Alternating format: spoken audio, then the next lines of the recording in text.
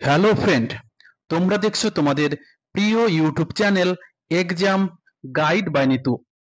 বন্ধুরা, আগামী 30শে সেপ্টেম্বর থেকে শুরু হতে চলেছে এসএসসি এমটিএস পরীক্ষা।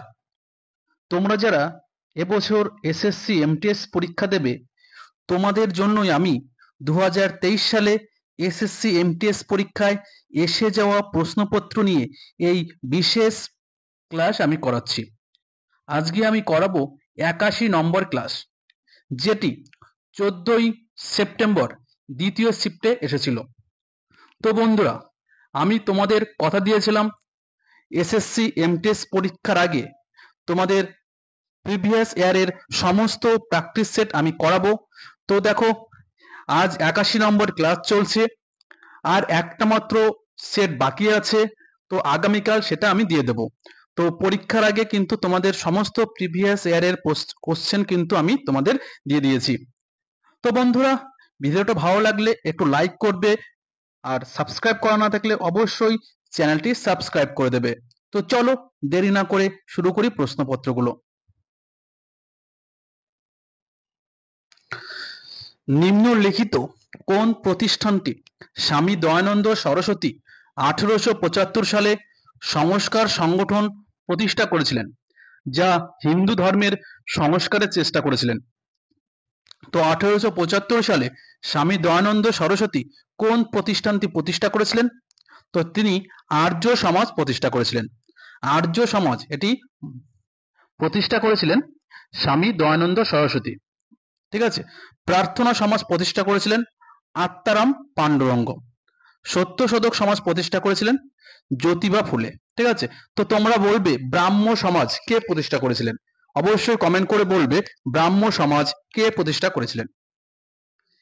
পরবর্তী প্রশ্ন, কে তাঞ্জাবুরের বৃহদেশ্বর মন্দিরটি তৈরি করেছিল?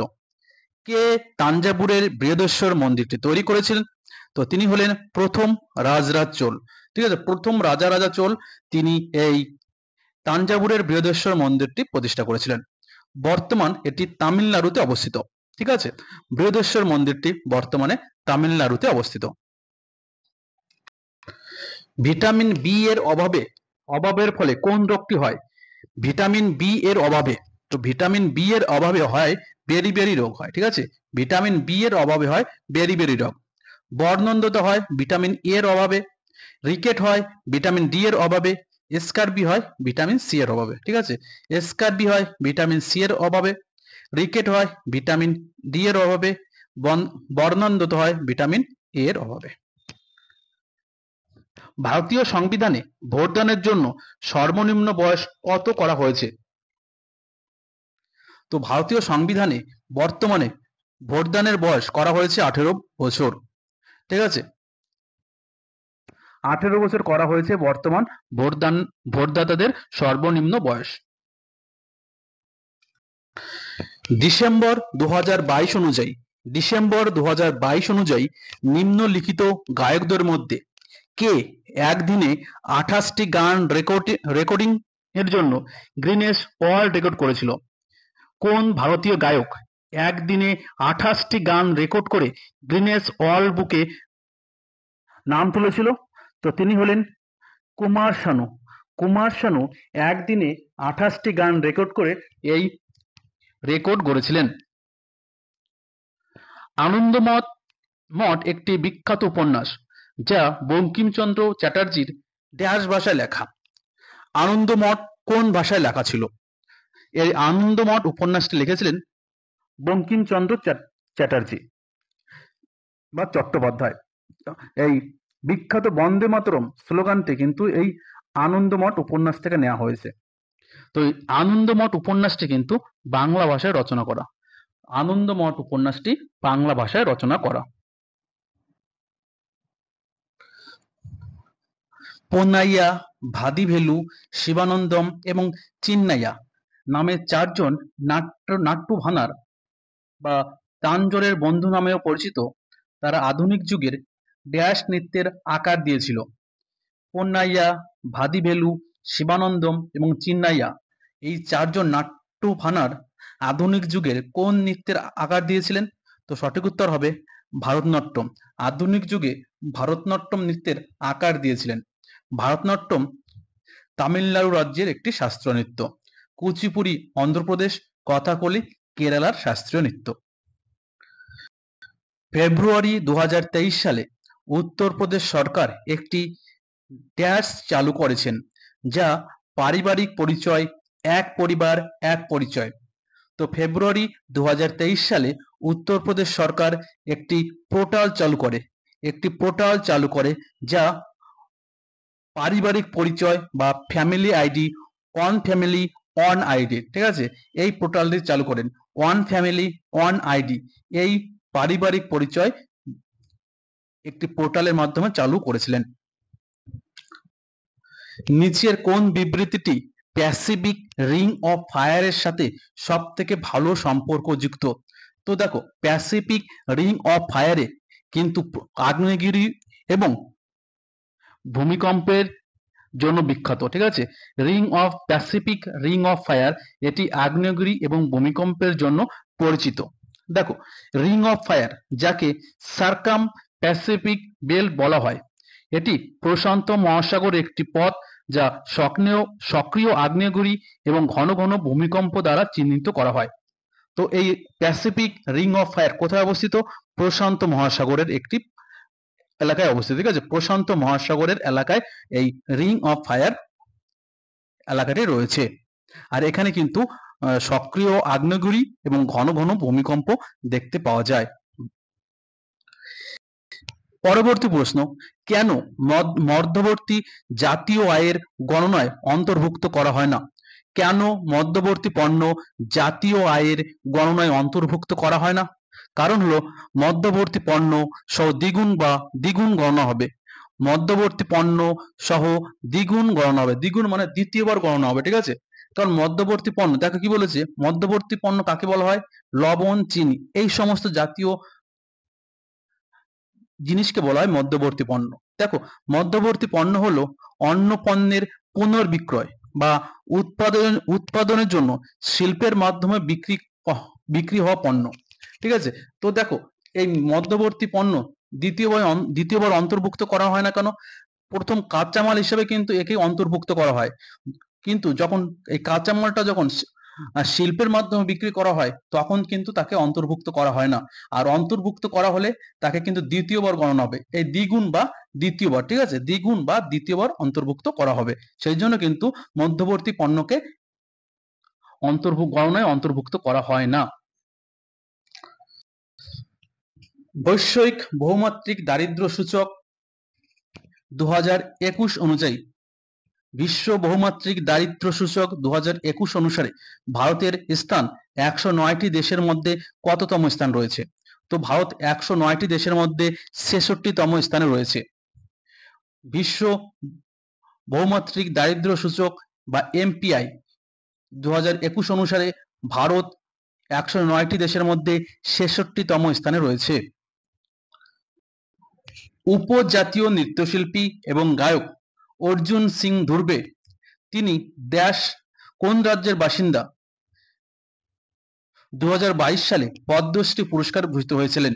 তো উপজাতি নৃত্যশিল্পী এবং গায়ক অর্জুন সিং ধুরবে, যিনি 2022 সালে পদ্মশ্রী পুরস্কারে ভূষিত হয়েছিলেন, তিনি কোন রাজ্যের বাসিন্দা? তো তিনি বাসিন্দা হলেন মধ্যপ্রদেশের বাসিন্দা এই অর্জুন সিং ধুরবে। 13 নম্বর প্রশ্ন, ব্যাংকিং ক্ষেত্রে স্টেটমেন্টের মূল উদ্দেশ্য কি? দেখো, অনেক সময় ব্যাংকিং ক্ষেত্রে স্টেটমেন্ট করো, তাই না? স্টেটমেন্ট করা হয়। তো এই স্টেটমেন্ট কেন করা হয়? কারণ আয় ব্যয়ের হিসাব করা হয়। এই ব্যাংকিং স্টেটমেন্ট করা হয় হচ্ছে আয় এবং ব্যয়ের হিসাব করার জন্য। কোণার্ক উৎসব প্রতি বছর কোণার্কে কবে অনুষ্ঠিত হয়? কোণার্ক উৎসব এটি প্রতি বছর 1 এবং 5ই ডিসেম্বর, 1 থেকে 5ই ডিসেম্বর এই কোণার্ক উৎসব উদযাপিত হয়, ঠিক আছে। কোণার্ক উৎসব পালন করা হয় 1 এবং 5ই ডিসেম্বর প্রতি বছর। নিচের থেকে হিমালয়ের দক্ষিণতম রেঞ্জ চিহ্নিত করো। নিচের থেকে হিমালয়ের দক্ষিণতম রেঞ্জ চিহ্নিত করো। তো হিমালয়ের দক্ষিণতম রেঞ্জ কোনটি? তো হিমালয়ের দক্ষিণতম রেঞ্জ হলো শিবালিক রেঞ্জ। ঠিক আছে, নিচের থেকে হিমালয়ের দক্ষিণতম রেঞ্জ চিহ্নিত করো। তো সঠিক উত্তর হবে শিবালিক রেঞ্জ। শিবালিক রেঞ্জ হচ্ছে হিমালয়ের দক্ষিণতম রেঞ্জ। রাষ্ট্রীয় নীতির নির্দেশমূলক নীতি সম্পর্কে নিম্নলিখিত বিবৃতিগুলির মধ্যে কোনটি সঠিক নয়? দেখো, আমি বারবার তোমাদের বলছি 36 থেকে 51 রাজ্য পরিচালনার নির্দেশমূলক নীতি, প্রতিটা প্রশ্ন কিন্তু মুখস্থ করে যাবে। এখান থেকে কিন্তু প্রচুর প্রশ্ন তোমাদের আছে। বিশেষ করে আমি বলছি 1 থেকে 51 পর্যন্ত এখান থেকে আসবে প্রতিটা শিফটেই। আর রাজ্য পরিচালনার নির্দেশমূলক নীতি বা ডিপিএসপি তে অনেক প্রশ্নই তোমাদের পরীক্ষায় চলে আসছে। তো কোন বিবৃতি এই মত সঠিক নয়? তো দেখো, শুধুমাত্র পুরুষদের জন্য সমান কাজের জন্য সমান পারিশ্রমিক নিশ্চিত, এটা কিন্তু রাজ্য পরিচালনার নির্দেশমূলক নীতির মধ্যে পড়ে না। কি কি পড়ে?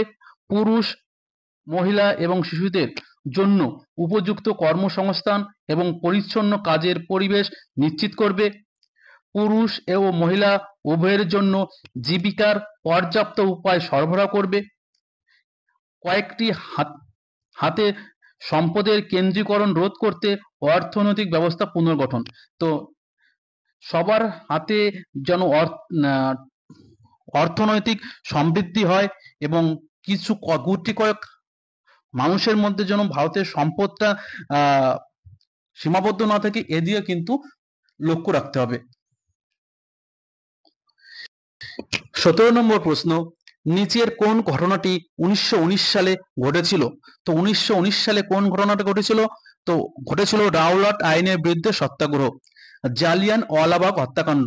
ঠিক আছে, রাওলাট আইনের বিরুদ্ধে সত্যাগ্রহ, এটি হয়েছিল জালিয়ানওয়ালাবাগের প্রান্তরে। ঠিক আছে, তো জালিয়ানওয়ালাবাগ হত্যাকাণ্ড কিন্তু 1919 সালে হয়েছিল। ট্রেন টু পাকিস্তান উপন্যাসটি কে লিখেছেন? ট্রেন টু পাকিস্তান, তো এই উপন্যাসটি লিখেছেন খুশবন্ত সিং। খুশবন্ত সিং এর লেখা উপন্যাস ট্রেন টু পাকিস্তান। 19 নম্বর প্রশ্ন, জনপ্রিয় বলিউড অভিনেত্রী কৃতি শ্যানন একজন প্রশিক্ষিত ড্যাশ নৃত্যশিল্পী। কৃতি শ্যানন তিনি একজন প্রশিক্ষিত কত্থক নৃত্যশিল্পী। কৃতি শ্যানন একজন প্রশিক্ষিত কত্থক নৃত্যশিল্পী। কত্থক ভারতের উত্তরপ্রদেশের একটি শাস্ত্রীয় নৃত্য। কুচিপুড়ি অন্ধ্রপ্রদেশ, ওডিসি উড়িষ্যা, ভারতনাট্যম তামিলনাড়ু রাজ্যের শাস্ত্রীয় নৃত্য। নিচের কোন শহরে 2022 সালে বিজয় হাজারে ট্রফির ফাইনাল ম্যাচ অনুষ্ঠিত হয়েছিল?